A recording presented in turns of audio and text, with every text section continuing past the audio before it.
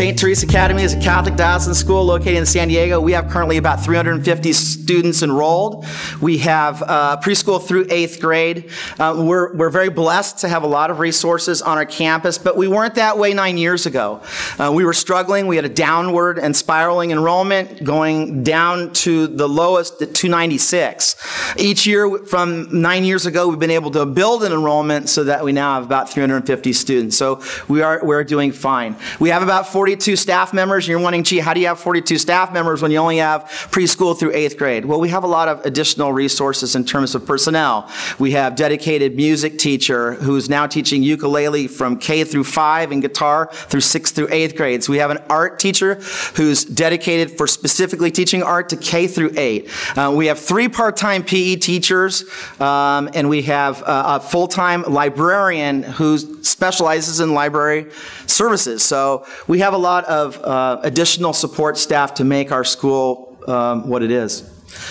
We do have a diverse population, but we do have a diverse population, and many of you may not know this, but Juan Diego affects our school too. We're located in just north of San Diego State on College and Navajo, and Juan Diego and a lot of the schools that are opening up in South Bay, we have 40% of our population coming up from the South Bay area.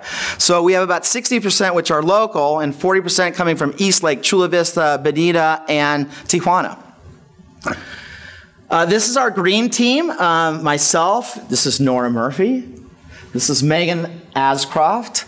And we also have Kelly Howe, who's our 5th grade teacher, and Nancy Zora, our 6th grade teacher. They comprise our green team. This was our definition of sustainability. It's the ability to thrive in an environment without negatively impacting the environment, and a continued awareness that we must protect and provide resources for future generations. That was important to us because, you know, oftentimes we're educators, and we lose sight of the big picture oftentimes. For us, it was thinking about what we needed to do, not just currently and for the moment, but also to make sure that those resources would be there for future generations. And our first speaker really talked to the message of stewardship, and we really embraced that as a school and as a green team. One of our goals is to provide sustainable environment through the use of our education and practice. We are increasing our sustainability efforts so that future generations, again, can be enriched by a Catholic education at St. Teresa Academy. So that was one of our main points. What are our big goals? We want to install solar. That was one of our biggest goals. We also wanted to get new roofing. That was another big goal. These are very expensive big goals. We've had estimates for both of those. We've looked at which needs to come first, roofing, solar roofing, and we figured it out. And we're going to be doing both a roofing project first, which will happen 2 weeks after school gets out. We'll be putting a TPO product on, which is a white, you've probably seen them, it's a white roofing. It's got, low RSI, is that right? SRI. What does it stand for? Solar Reflective Index. Solar Reflective Index. So it'll be good. So most of that heat will be bouncing back off, which will keep our shell, our classrooms, a lot cooler in that regard. We're also then going to install solar. We did look at SunPower. Man, I wish we could get SunPower because that's an amazing product. We're actually looking right now at Solar Symphony. They've given us a quote for that, and you'll see some of the numbers as we continue on. Our goal is to provide net zero energy, use what we produce what we use. There we go. That's good, right? Anybody else want to talk? You're good. He's doing a great job, right? Yeah. This is not the way it was supposed to work, by the way. Let's see. Our business case. By making strides to make our school more sustainable, we are reinvesting in our campus and answering the call as Christians to be the stewards of the earth. Our near-term objectives, again, our solar is to be installed also right after the roofing in 2015. And we're taking advantage of solar now because, as many of you are aware, December 31st, the rules for SDG&E will change. We don't know what that change will be, but we know that what they are now, and so we're going to try and lock in our best option at this point in time. We are going to implement our recycling program. We have a student council, and we have a commissioner of ecology. One of their responsibilities is to educate their student council and then spread the word to the students on campus. And of course, hopefully our teachers, we have so many of them on the green team, will then be empowered by the whole process. Students will learn. Maybe they'll take it home to their families. That would be amazing. We raised about $300 through the sale of the Earth Day shirts, and that cost will go, that revenue that we raised on that will go back to purchase recycling trash cans for paper, which is something that we really have not focused on in the past for our classrooms. So we go through about 80 cases of paper every, I won't tell you. We go through a lot of paper. We go through a lot of paper. So if we can recycle that, that would be to the benefit. Our families receive the WAG. It's a school's newsletter. Our goal is to try and convert that to electronic only. Right now, we have it posted on the web. We send it home in an email. We send it home is it bi-monthly?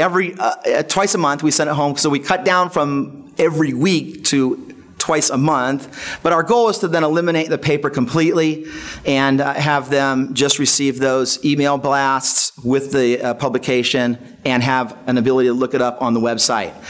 We don't know how that's going to work. You know, some of these things are always nice ideas. They sound great, but of course communication with parents and families is key, so we'll experiment with it and see whether we get the feedback that we want, because many things in elementary school, we want a response form back, or we want a check back. We want, you know, my name, student's name, grade, etc., and we want those funds. So we'll see how it works. So here's what we've done so far, and Dee told us this is our opportunity to toot our horn, so toot toot. So far we have formed our sustainability team, as many of you have, our green teams, and it's been really great to get the staff involved. I know, as Danielle was saying, with the students, the more teachers and staff members you have, the more contagious it is for the whole school environment. We just did our Earth Day sale shirts. As you could see in the picture in the beginning, there's a fun one at the end, so all of those proceeds are gonna, or the money that we've made will go back, as Mark was saying, to buy those paper recycling bins. The kids loved it. We actually have another Earth Day activity coming up tomorrow, and they have another opportunity to wear their shirts again. And we got a lot of the staff members to also purchase the shirts. Our Commissioner of Ecology, that's part of the Student Council. This is something we're really hoping to get kind of regenerated, especially for the next school year, because when students have something to say, the other students listen. It's easy for a teacher to say, okay guys, recycle paper, but if they have one of their peers doing it, they listen a little bit more, so we're excited about that prospect.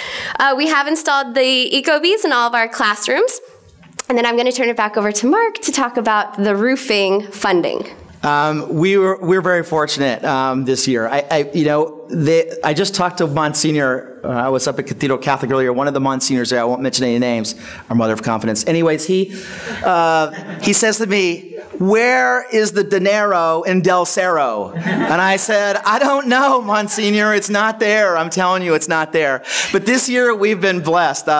If you take a look at our spreadsheets over the last couple of years in terms of donations, and again, everybody has the sense that because we're in Allied Gardens and Del Cerro that we have lots of money. But if you take a look at it, we're getting $15,000 a year in donations. And I am not a quiet person, and I solicit anybody I can, right? Yeah. Right. So I'm just like, I don't know where it is, but it's not in Del Cerro. No dinero in Del Cerro. But I happened to be talking to a gentleman, it was probably a year or so ago, and we were at a soccer game. I was watching his kid play soccer, and he was talking to me about college for his kid. His kid is like in first grade. You know, where would you go? What would you want to do? Talked about high schools, on and on. So what are your plans for the school? And all this time, I'm just thinking, you know, nosy parent.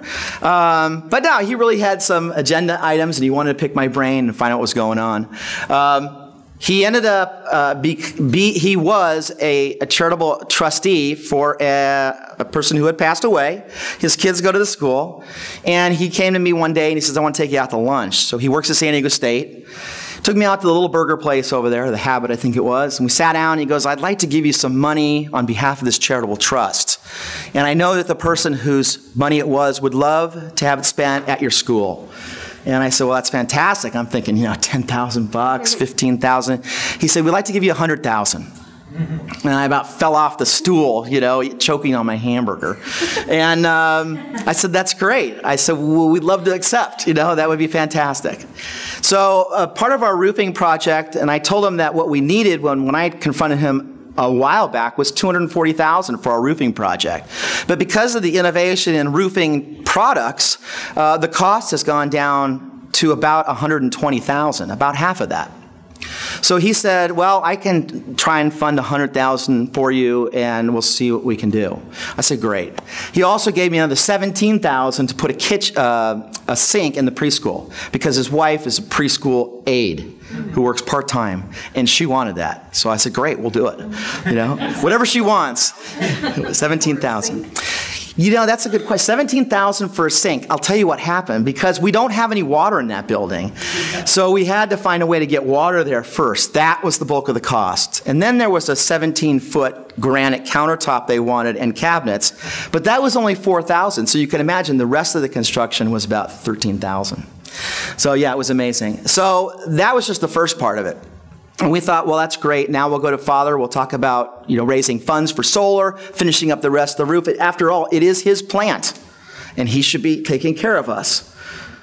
They don't always see it that way, do they? You know, they don't. But he was very gracious, and he always said, you know what, we are one community, and this plant is ours to take care of.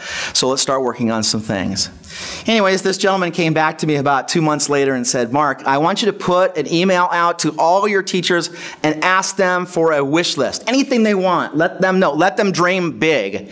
I'm still waiting on my lottery ticket. The winning lottery ticket. Yeah, the winning lottery ticket did not happen. But there were lots of things that we were able to purchase because of that. He came back and he said, actually, I got to tell you, one of the items I got was a stapler. Please, can I have a stapler? I said, sure, I can get that without having to dip into $100,000 or any kind of fund. So I got a stapler for whoever needed it. But he came back and he said, great, we'd like to fund all these wish list items. I want to give you another $100,000. I said, great. I said, I'll take it. So we ended up getting $200,000 to do the roof projects, a lot of other technology that we needed, desks, library books, science stuff, all kinds of materials. But it was really a benefit from somebody who had passed away, who didn't even know our school or parish, but who the person overseeing the funds was willing to give in our direction. So we thank him. The solar we took once I started the solar project, it was interesting because the parish then wanted on board. Most of you might work together with your parish pastor. Some of us are separate and have been for a while, and then it's trying to work together again to figure it out. I have a new pastor now. I've been on 3 pastors in 9 years. This pastor is one that believes that the whole plant should be working together towards the common good, which is awesome. He's really great. Father Michael Pham, you can tell him I said he's amazing. But his commitment to us has been really good. And once he found out we were exploring solar, he said, get the bids for the parish. And I said, okay, I'll work on that. And so we have. And he has really kind of committed to come up with the remainder. The total amount of solar for us is about $305,000. Some of the ways we share our accomplishments are many of the way you do, through our Week at a Glance. By the way, the WAG, which goes out in ours, which went out every week, is now bi-weekly. It took me almost 2 months to figure out what WAG stood for. So now everywhere we type it, I put Week at a Glance because nobody knows what the WAG is. It took me forever. I was asking parents and students, what's the WAG stand for? They didn't know. We do morning assemblies every morning, so a lot of our messages in the morning come out within the first 15 minutes of school. In our classrooms, our teachers really give that message out to the students, and they really help them figure out why are we doing what we're doing, because if we're just doing it because we're told to do that, then it's not a really valuable tool. So a lot of what they do is empower the kids, especially student council. They go around to classrooms, and then they get then they understand why it is we're doing what we're doing. Our parish bulletin, our pastor, like I said, has been very gracious. We have a whole page in our parish bulletin now that focuses on just the academy, and we fill it with photos, information, upcoming events. It's a very useful tool. We have PTG meetings. We have a lot of our PTG meetings are just what are they called? Town hall meetings. So for lots of principals, this town hall meeting concept is not pleasant. I don't really care. I would rather have people fire questions at me and criticize me right there to my face rather than doing the parking lot. So I like the town hall concept. It's not a problem. We also send email blasts out, and then of course we have our website. So I'm going to do a shameless plug right now. Our website is being designed by Partners in Faith, Tom Hyatt back there. So it's Faith in Marketing, Tom Hyatt. So that was my shameless plug for the day. And it's amazing. It looks great. It's amazing, looks great, very functional. So if you need any media services, talk to Tom. Yes. Okay. Our initiatives. Our initiatives. One of the things we want to do is rebrand the school, and we've kind of already started doing that. We have some marketing tools, thanks to Tom, that really talk about what our school is all about. The next phase for us is to incorporate the fact that we are sensitive to the ecology, that we are a sustainable type of school, and hopefully we'll get to the point where we can call ourselves a green school. We're still in the process of fundraising for solar. We know what our goals are. This, by the way, is our plant on the bottom. That's our facility, and you can see that we will be housing all the solar for both the parish and the school on both our roofs. So it's a lot of panels. Yeah. Student council engagement, Earth Day student engagement, those are some examples of some of the behavior and cultural changes that we're working through. And of course, we're upgrading HVAC as it becomes needed. We have a 20-year-old HVAC on on our computer room, the one that needs it the most. So we'll be replacing that this summer as well. And that will be a substantial savings in the old unit versus the new unit. You will see some numbers there a little bit later. Our solar installation, our recycling, and our roof installation. Those are our big items. Our financial costs and benefits for bottles, cans, we separate those and we put them in the bins that you see. There's no financial gain for us, and you might ask, well, why not? One of the things that our maintenance supervisor does is take the bottles and cans, and so that's part of his supplement to his income. So we don't have a problem with that. We think that if he's willing to transport them down there and take them out for us, he should benefit. So we support that. Some of the intangible or other benefits, it's a heightening and awareness for the recycling program, strengthening engagement in the classroom, everybody's on the same page, and of course, school pride. This is some information about our solar installation. We've talked quite a bit about it. At the school site, it's $156,000. It was the estimate that we looked at. It will pay for itself within 4.4 years. Our annual savings will be $22,000. Our system is a 96 kilowatt system, and we estimated that over the 20 years of the life of the warranty, it's actually a 25-year warranted system, but we will be saving $1.3 million, all of which can be put back into the facility or used for other things. Intangible other benefits, we're going to market the school as sustainable and eco-friendly. The 20-year-old HVAC system that we have will be replaced. Our project investment is $5,000. We have a parent, again, we're using a resource that we have at the school, who will donate all his time, and he will basically get us the system at cost. So he has to pay a couple laborers.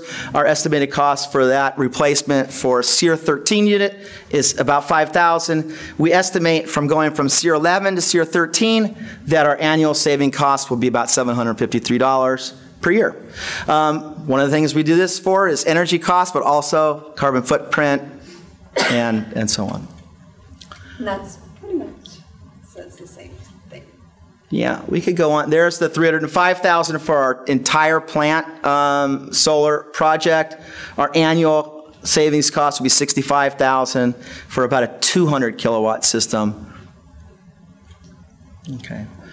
These are more boring numbers. It's pretty much what we've already covered. Yeah, we've talked about them. So we'll skip over it. Well, let's just look at it for a couple seconds, just because it's impressive. Wow. Thank you for the wow. And now next slide, please.